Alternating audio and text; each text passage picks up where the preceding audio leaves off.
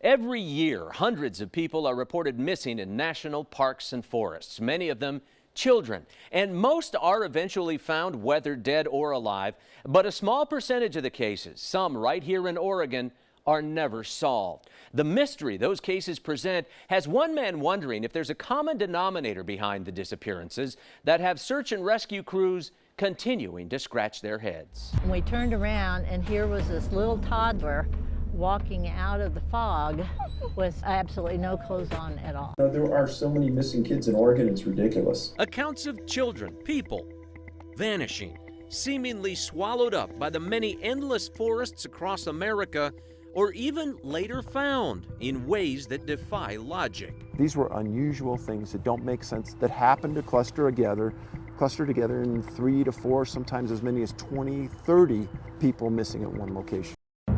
Something just killed my dog. Something killed your dog? My dog went flying through the air over the tree. I don't know how it did it. Okay.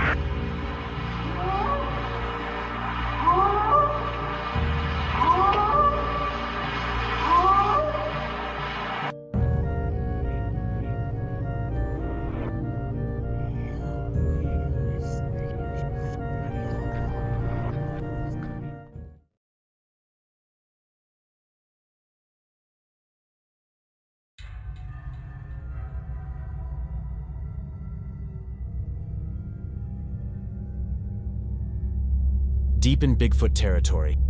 Episode 30, Sasquatch and Missing 411. This is a Squatch Mafia documentary. Welcome to this episode of Bigfoot territory. Today we are going to take a closer look at the Missing 411 phenomenon and its connection to Bigfoot stories across the North American continent. We will also explore historic and recent cases of missing persons that often are linked to the Missing 411 series, and we will look into a possible involvement of Sasquatch in these cases. The term Missing 411 refers to a series of books written by U.S. author and investigator David Paulides. The Missing 411 series explores cases of people who have mysteriously disappeared in national parks and wilderness areas across North America. These disappearances often involve unusual circumstances, such as the rapid change of weather and the sudden vanishing of individuals, often without any trace or explanation. The locations where many of these haunting cases occur are mainly within national forests and national parks, and are often associated with reports of Bigfoot sightings.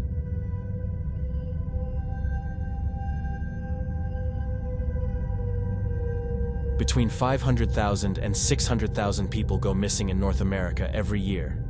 More than 30,000 are never found. California is the state with the highest number of missing persons in the United States, followed by Florida, Texas, Washington, and Oregon. People can go missing in North America for many reasons. The diverse terrain, including mountains, deserts, and dense forests, can pose challenges and lead to people going missing due to accidents or by getting lost in the wilderness. Wildlife encounters, especially in areas inhabited by predators like bears, mountain lions, or wolves, can also contribute to the number of missing persons. Criminal activities, such as human trafficking and abductions, are also on the rise in the United States, especially in California and on the West Coast. And the Pacific Northwest has long been the hunting ground for some of the most notorious serial killers in U.S. history, including Ted Bundy and the Green River Killer. The FBI estimates that there are between 25 and 50 active serial killers in the United States right now. Many of them will never be caught. The Missing 411 phenomena is a web of chilling mysteries, geographical anomalies, and eerie connections. The cases described in the Missing 411 series involve individuals who disappeared while hiking, camping, or taking part in outdoor activities.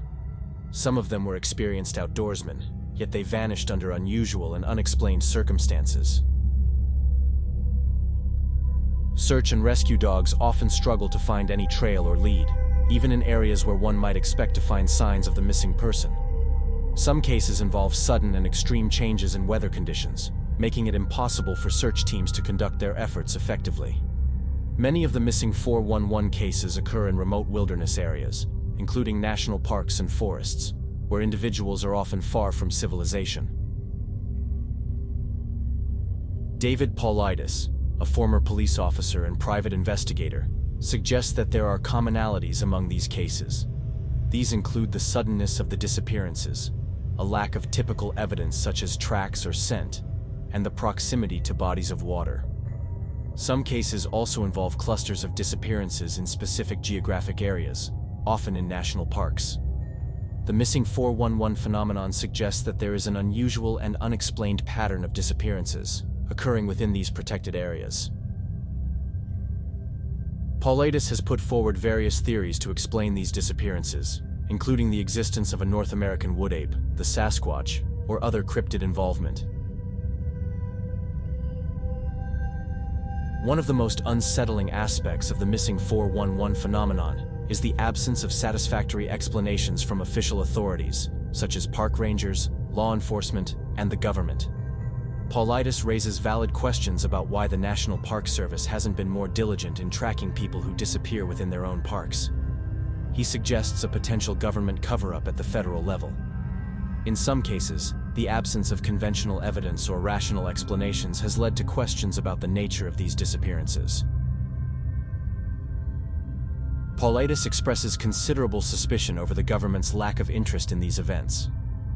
There's got to be some type of cover-up going on at the federal level, because there's no reason in the rational world why the Park Service wouldn't track people who disappear inside their system, he states. The missing 411 research depicts 28 clusters of missing people across the North American continent. This is not a phenomenon that has been occurring over just a few decades. Clusters, where multiple people have gone missing in close proximity to each other, have been identified going as far back as the 1800s across the entire United States and Canada. Also, cave systems have been the subject of interest and investigation in some of the cases documented within the phenomenon. North America is home to various cave systems, many of which remain unexplored or only partially explored. For example, Mammoth Cave in Kentucky, which is the longest cave system in the world. While it has been extensively explored, new passages and chambers are continually being discovered. Its total extent is not known yet. Another example of a large unexplored cave system are the Black Chasm Caverns, located in the Sierra Nevada foothills. Indeed, Bigfoot encounters are often linked to old and abandoned mines, tunnel systems, or caves. Various people all over the world also know legends of vast and large underworld realms, into which people are often abducted by various mythological creatures and entities. These legends have been told since ancient times. David Paulides is also the executive director of the North American Bigfoot Search Organization, a privately funded group which concerns itself with scientifically proving the existence of a North American wood ape. One of the group's primary goals has been to locate physical evidence, such as hair from a Bigfoot, that could be DNA tested to assemble a detailed genetic profile for the creature, in order to prove the creature's existence scientifically. The DNA studies of Dr. Melba Ketchum were part of the research of the North American Bigfoot Search Organization. As a result of his work with the NABS, Paulides has written 2 books, The Hoopa Project and Tribal Bigfoot. However, figures like David Paulides and Dr. Melba Ketchum are of course heavily criticized and debated. They are often accused of being pseudo-scientists or worse.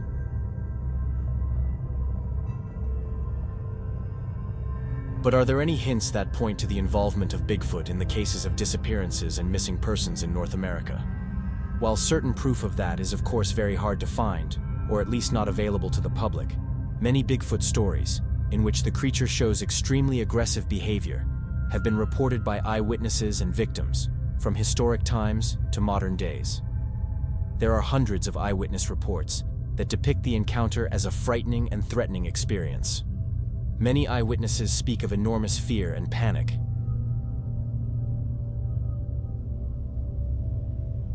On this channel, we have documented several cases that show evidence of Sasquatch exhibiting violent and threatening behavior, with many cases of missing persons and hotspots of Bigfoot activity, dating back to the 1870s. Let us take a look at some of the historic and recent cases of missing persons that are often linked to Bigfoot. One hotspot of Bigfoot activity that is prominently associated with cases of missing people for over 100 years is the South Nahanni River Valley, also known as the Valley of the Headless Man. The natives of the region, mainly the Dene, say that since prehistoric times the valley has been the territory of a being they call the Nakani, one of the many Bigfoot-like creatures from native mythology. The stories of Westerners who have disappeared in the valley began latest in 1906, when Frank and Willie MacLeod, two brothers of Scottish and Métis ancestry, disappeared in the valley on a prospecting trip.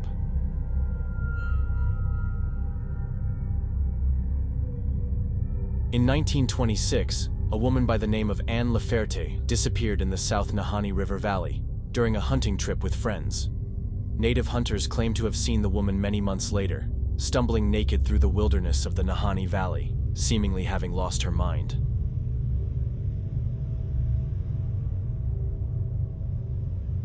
More than 40 cases of missing persons have been documented in the valley over the last 100 years. One of the most recent cases is that of Frederick Hardesty and David Horsey, two outdoorsmen who disappeared in the valley under mysterious circumstances during a fishing trip. Their bodies were found weeks later in the wilderness. See the links in the video description for a Bigfoot Territory episode on the Nahanni River Valley. Another prominent historic case of an abduction by a Sasquatch is the story of Albert Ostman. In summer of 1924, Ostman, a Canadian prospector, traveled the area near Toba Inlet, around 40 miles away from Harrison Lake in British Columbia. As the story goes, one evening, as Ostman lay asleep, a Sasquatch purportedly picked him up and carried him off while he was in his sleeping bag. Ostman was carried in his sleeping bag across the forests and mountains for about 3 or 4 hours by the Sasquatch before being dropped. Standing around him were 4 of the creatures. One of the Bigfoots was reported as being 8 feet tall. Ostman was held captive by the creatures for a week before he managed to escape. Let's listen to an original audio clip from 1966, recorded by John Green while interviewing Albert Ostman. I was out on a prospecting trip. I was in, I think it was about 6 or 7 days. Then I was camping at the place there. And they began to bother me at night there. I thought first there would be porcupines or probably bear or something. But evidently it was something else. And that went on for about 3-4 nights. And finally one night I was picked up in my sleep and carried away. He carried me for, I don't know, well, probably 3-4 hours. Ostman, seen here with legendary Bigfooter Rene Dahinden, did not tell his story for more than 33 years. As more Sasquatch stories appeared in the press, he decided to tell his story to a local newspaper in 1957. In the 1972 documentary Bigfoot Man or Beast, Ostman again was interviewed. Let's listen to a short clip from the interview. Join Squatch Mafia at Patreon to watch the entire documentary. Another miner and prospector, Albert Ostman, in 1924 was camped near Toba Inlet in British Columbia. While asleep in a sleeping bag, he was picked up and packed several miles. Daylight found him in a small valley encircled by cliffs. This was home for a family of these creatures. He was able to escape after 6 days by getting them sick on a box of snuff. Now let's listen to Mr. Ostman's experience. Well, there was 4 of them, and none of them look alike. There was what I call the old man, because I had no scale or any rules for measurement, but he was at least 8 feet tall. and must have weighed at least 800 pounds. But what I call the old lady, she couldn't have been over about 600-700 pounds. She was probably 7 feet tall, and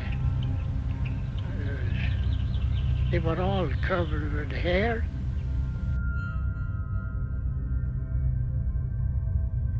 A bizarre and perplexing trend among the missing 411 cases is the extraordinary vast distances traveled by some of the victims, often defying logical explanation.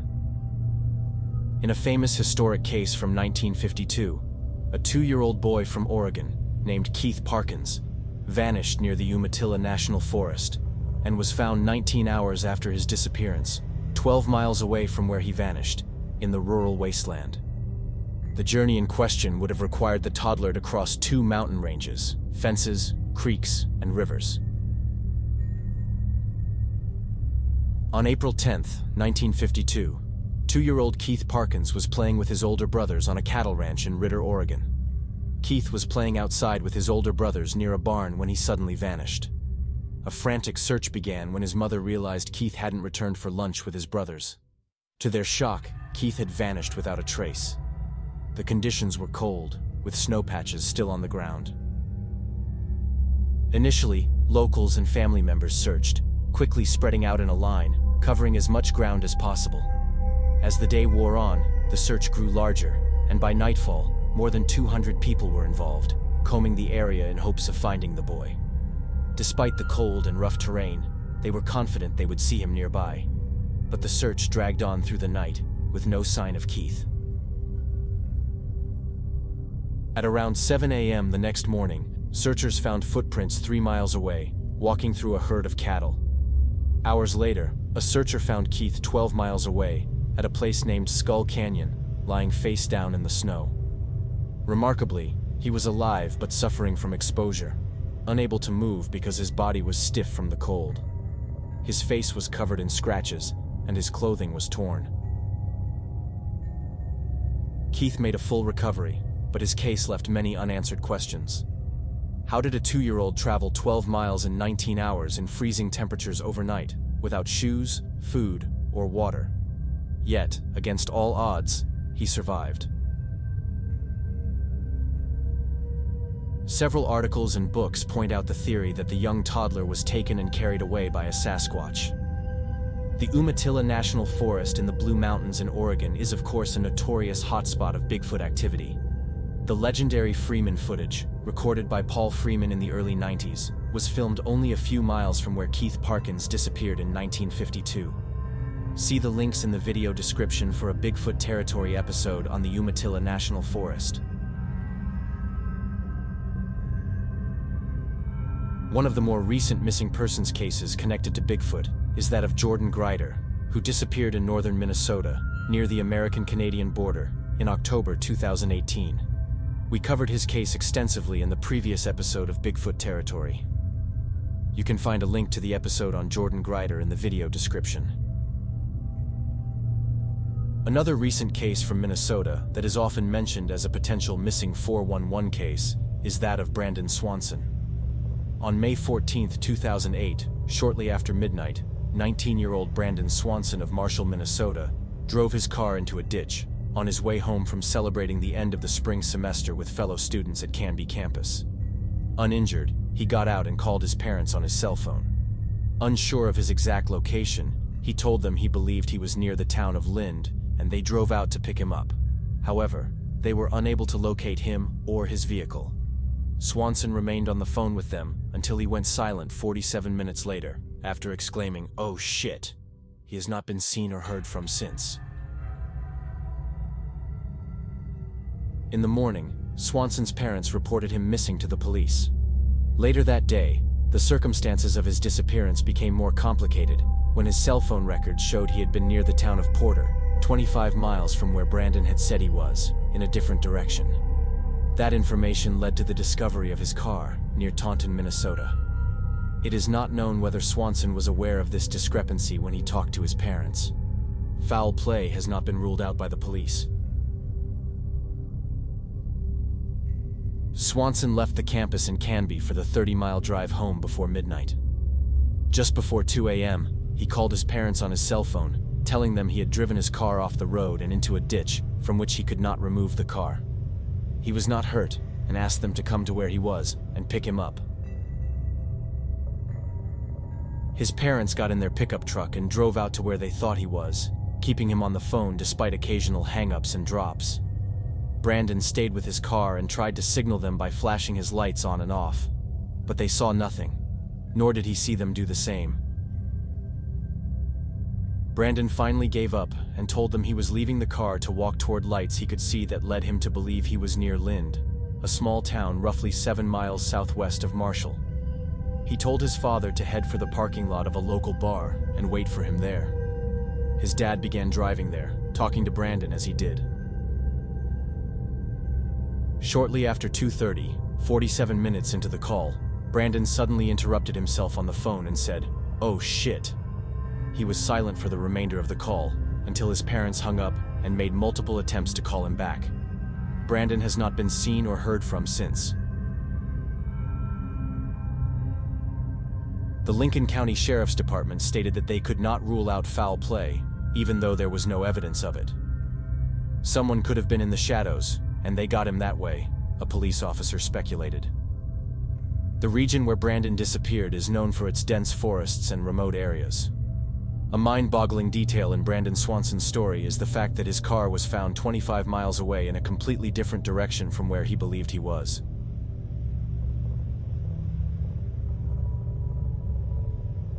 The final case we will take a look at in today's episode is that of Jared Negrete, a 12-year-old boy from California who disappeared in the San Bernardino National Forest in 1991. Jared vanished on the slopes of San Gorgonio Mountain in summer of 1991 during a Boy Scout camping trip. In July 1991, Jared Negrete had gone with his fellow Boy Scouts on a camping trip, which was the first trip that he would spend overnight. On the trail towards the summit of Mount San Gorgonio, Negrete had trouble keeping up with the other scouts due to lack of experience with hiking. The scout troop then decided to hike ahead of Negrete at a faster pace, leaving him behind. He then got separated from his group, and it was reported by other hikers and witnesses on the trail that he was seen taking shortcuts in the switchback sections. That was the last anyone would see or hear from Jared Negrete. As the troop made their way back down, Jared was nowhere to be found. A large-scale search and rescue operation was launched to find the boy, involving helicopters, tracking dogs, thermal imaging, and hundreds of volunteers. Sources say every section of the armed services took part in the search. Companies of U.S. Marines interrupted their training and were brought into the San Bernardino National Forest. Classified sensor technology was also used. The 3-week search combed the area of the 11,500-foot Mount San Gorgonio. Shoe prints were found at about 10,000 feet, matching those of Negrete. Also found was his backpack, as well as some beef jerky, candy wrappers, and a camera. But Negrete himself could not be located. No trace of his body has ever been recovered since. No credible evidence of an animal attack, an abduction, or an accidental fall has ever surfaced. 12 snapshots were developed from the camera that belonged to Jared. Most pictures on the film strip depicted the surrounding landscape, but the last image was a close-up of Jared's face. Only his eyes and nose were visible in the photograph.